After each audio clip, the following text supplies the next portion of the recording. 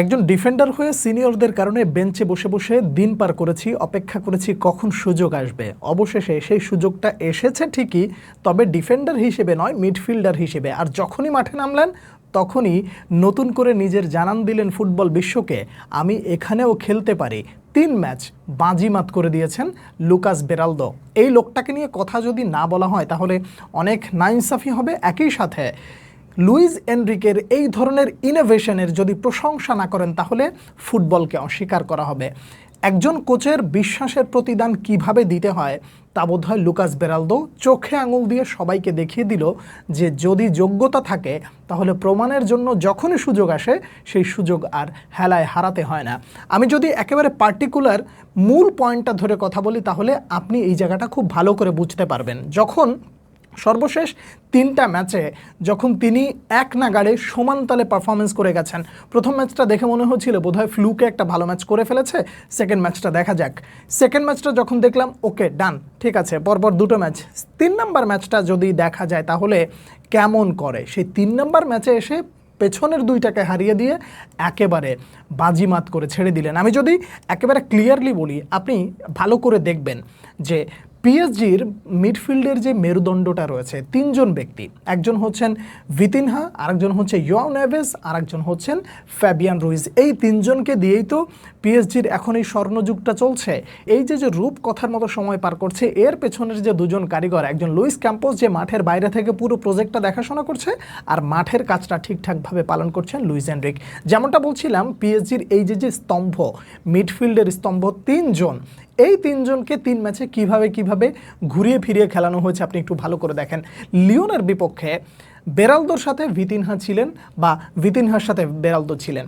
এই যে 2জন সমন্বয় করে খেলেছেন, ভিতিনহা অল্প কিছু সময় খেলে সামান্য ইনজুরি নিয়ে তারপরে তিনি উঠে গেলেন, কিন্তু বেরালদো নিজের দায়িত্বটা ঠিকঠাক মতন পালন করেছিলেন। কতটুকু ম্যাচ হেরে গেলেও তার নামটা ওইভাবে হাইলাইটেড হয় নাই, কিন্তু নিজের দায়িত্বটা ঠিকঠাক মতন পালন করে এরপরে পরের ম্যাচে সুইচ করলেন। পরের ম্যাচে আপনি এসে দেখেন সেখানে ছিলেন জোয়াও নেভেস, ভিতিনহা ছিল না, ফ্যাবিয়ান রুইজও ছিল না। নেভেজের সাথে লুকাস বেরালদো নিজেকে এমনভাবে মোটামুটি লিঙ্ক আপ করেছেন এবং সেই ম্যাচে একটা ভালো পারফরমেন্স দিয়েছেন। এবার আসেন 3 নম্বর ম্যাচে, মানে এই জায়গায় এসে লুকাস বেরালদো পেছনে 2টাকে কিভাবে হারিয়ে দিলেন একটু ভালো করে দেখেন। এখানে ফ্যাবিয়ান রুইজ ব্যাক করেছে, ফ্যাবিয়ান রুইজের সাথে তার সিনক্রোনাইজটা কিভাবে হলো, সে নিজে একটা গোল করলো, সাথে একটা গোল করালো। মানে বাজিমাত কিভাবে করা যায়। একজন ডিফেন্ডার যে দিনের পর দিন বেঞ্চে বসেছিলেন, তাকে দিয়ে মিডফিল্ডে এক্সপেরিমেন্ট করানো, এটা কি খুব সহজ ব্যাপার ছিল? চ্যাম্পিয়ন্স লিগে তার দলটা খেলবে, সেখানে সে সুযোগ পাবে কিনা এটা নিয়ে সন্দেহ না, মানে সন্দেহ রয়েছে যথেষ্ট। তিনি সুযোগ পেলেন কোথায়? ডিফেন্সে না, পেয়েছেন মিডফিল্ডে। সেখানেই এই ধরনের বাজিমাত। নিঃসন্দেহে একজন ব্রাজিলিয়ান হিসেবে আপনি এখন বোধহয় স্বপ্ন দেখতে পারেন যে তাকে বিশ্বকাপের স্কোয়াডে কি রাখা হতে পারে। এখন আমাকে যদি প্রশ্ন করেন তাহলে প্রথম প্রশ্নের উত্তরে বা এক কথায় যদি বলে দিতে চাই তাহলে সেটা বলা হবে হ্যাঁ, ডাকলেও ডাকতে পারে। যদি বলেন কেন, ডাকার পেছনের যে কারণটা সেটা আমি আপনাকে একটু নিয়ে যাব পেছনের দিকে। আপনি যখন রিয়াল মাদ্রিদে কার্লো আনচেলত্তিকে দেখেছেন, তার হাতে যখন ডিফেন্ডার ছিল না তখন তিনি ডিফেন্ডার জায়গা মানে মিডফিল্ড থেকে একজনকে ডিফেন্ডার হিসেবে খেলিয়েছিলেন, তিনি হচ্ছেন আরেলিয়ান চুয়ামেনি।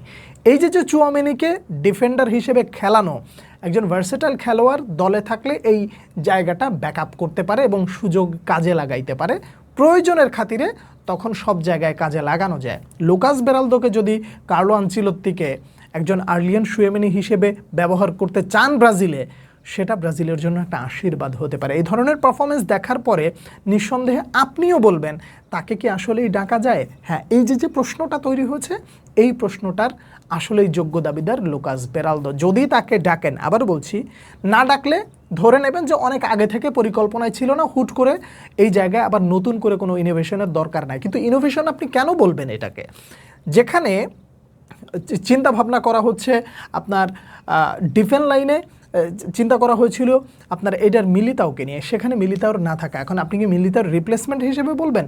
সেটা বলতেও পারেন, নাও পারেন, কিন্তু একজন ভার্সেটাইল প্লেয়ারকে যদি আপনি দলে রাখেন তাহলে যে কোনো মূল্যে যে কোনো সময় আপনার জন্য আশীর্বাদের ঘোড়া হতে পারে তারাই যারা ভার্সেটাইল।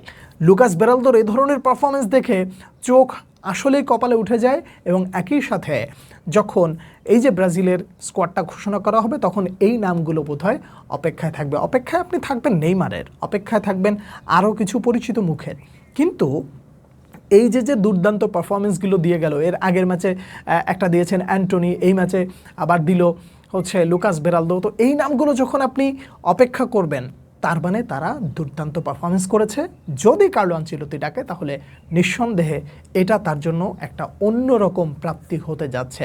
লুকাস বেরালদো ইমপ্রেসিভ, এবং এই লুকাস বেরালদোর এই চরিত্রটাকে গোটা বিশ্বের সামনে পরিচয় করিয়ে দেওয়ার জন্য লুইস এনরিকেকে অনেক অনেক ধন্যবাদ। শুধু তাই না, বলতে হবে সে এমন একজন পোকা, সে প্লেয়ারের মগজের ভেতরে ঢুকে যেতে পারে এত স্বাচ্ছন্দ্যে, এত আরামে, এত আয়েসে। আপনি কল্পনা করতে পারেন যে পিএসজির যে প্রেসিডেন্ট তিনি পর্যন্ত স্বীকৃতি দিয়েছেন যে আমার ক্যারিয়ারে সবথেকে বড় প্রাপ্তি লুইস এনরিকে।